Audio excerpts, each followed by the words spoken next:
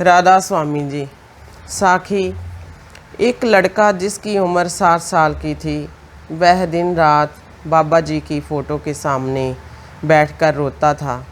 उसके घर वालों को भी ये बात समझ में नहीं आई कि ये ऐसा क्यों करता है।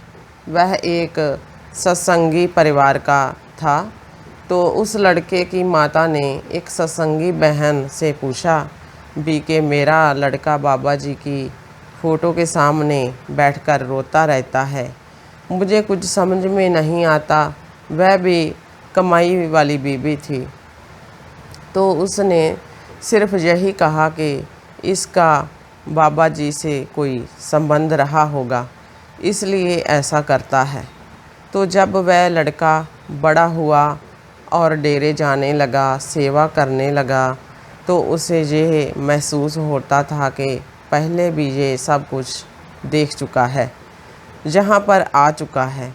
और वह अपनी माता को बताता कि मेरे सपने में एक सरदार जी दिखाई देते हैं, लेकिन उनका चेहरा दिखाई नहीं देता, वह बिल्कुल बाबा जी की तरह दिखते हैं।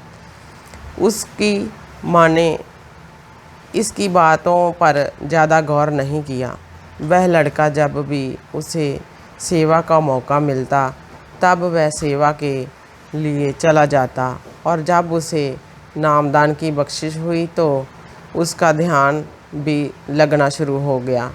एक दिन उसे भजन सिमरन में सब दिखाई पड़ा कि उसने पिछले जन्म में बाबा जी के सत्संग सुने थे और वह डेरे आता था, सेवा करता था, लेकिन तब उसने नामदान नहीं लिया था और उसका एक्सीडेंट हो गया था, जिसकी वजह से उसकी मृत्यु हो गई थी। लेकिन उसकी तड़प बाबा जी से नामदान लेने की थी, वह पूरी नहीं हुई थी। अब उसे फिर मनुष्य जन्म मिला है ताकि वह नामदान लेकर भजन सिमरन कर कर बाबा जी की कृपा से अपना जन्म सफल कर सके। उसे सब ज्ञात हो गया था कि बचपन में मेरे साथ ऐसा क्यों होता था। उसने अपनी माँ से भी नहीं पूछा था।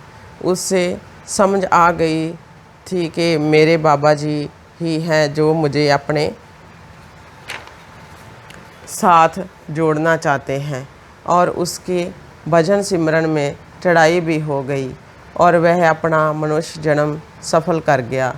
साध संगत जी, बाबा जी अपने सत्संग में फरमाते हैं कि हमें ये जन्म मालिक की भजन बंदगी करने के लिए मिला है, और संतमत के मार्ग पर चलना है तो मालिक अपने आप ही मालिक उसे भजन बंदगी करवा लेता है और उसका जन्म सफल कर देता है। राधा स्वामी जी।